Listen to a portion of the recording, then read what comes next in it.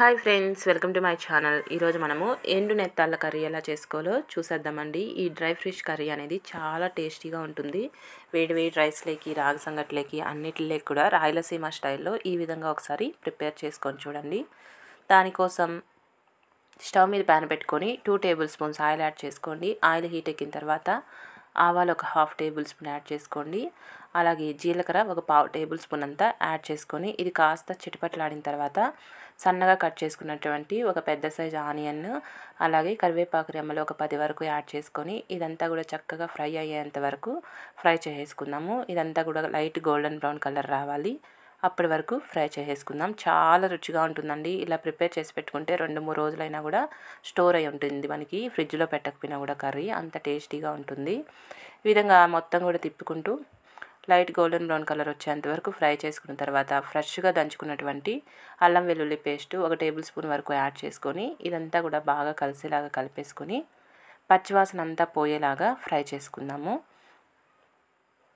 ఏమాత్రం పచ్చివాసన అనేది ఉండకూడదు. ఈ విధంగా ఫ్రై చేసుకున్న తర్వాత ఇందులోకి పసుపుని కూడా కొద్దిగా యాడ్ చేసుకుందాం. సాల్ట్ మీ రుచికి సరిపడా చూసుకొని యాడ్ చేసుకోండి.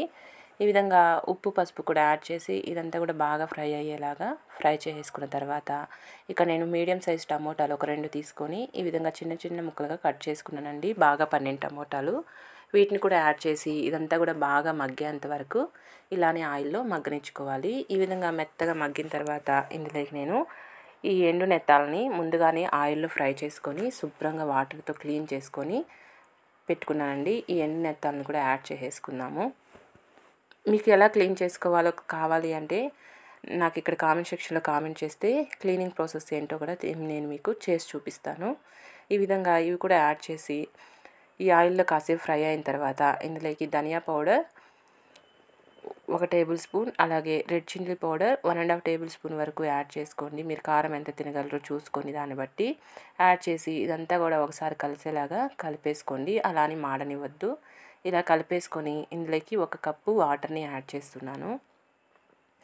ఈ విధంగా 1 కప్పు వాటర్ని యాడ్ చేసి ఒక చిన్న నిమ్మపండు సైజ్ అంత చింతపండు వాటర్లో నానబెట్టి గుజ్జు తీసుకొని పక్కన పెట్టుకున్నానండి. ఆ చింతపండు వాటర్ని కూడా ఇందులో యాడ్ చేసేసుకుందాం. ఈ విధంగా చింతపండు వాటర్ని కూడా ఇందులో యాడ్ చేసేసి ఇది కూడా బాగా కలిసేలాగా ఒకసారి కలిపేసుకొని ఉప్పు కారం అంతా కూడా ఒకసారి టేస్ట్ చూసుకోండి. ఏమైనా తగ్గింది అనిపిస్తే కొద్దిగా యాడ్ చేసుకొని ఇదంతా కూడా ఒక 10 నిమిషాల పాటు మధ్య మధ్యలో కలుపుకుంటూ బాగా ఉడికించుకుందాము. ఆయిల్ అంతా పైకి తేలుతూ ఉడుకుతూ ఉన్నప్పుడు మనకు చక్కగా ఉడికిపోతుందండి. చాలా టేస్టీగా ఉంటుంది పులుసు అంతా కూడా.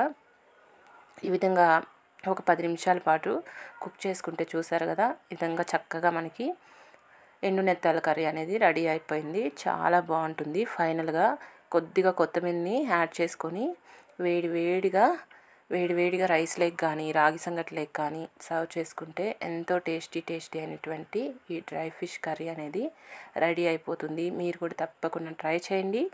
ట్రై చేసి నా వీడియో కనుక నచ్చితే నా ఛానల్ని తప్పకుండా సబ్స్క్రైబ్ చేసుకోవడం మాత్రం మర్చిపోకండి.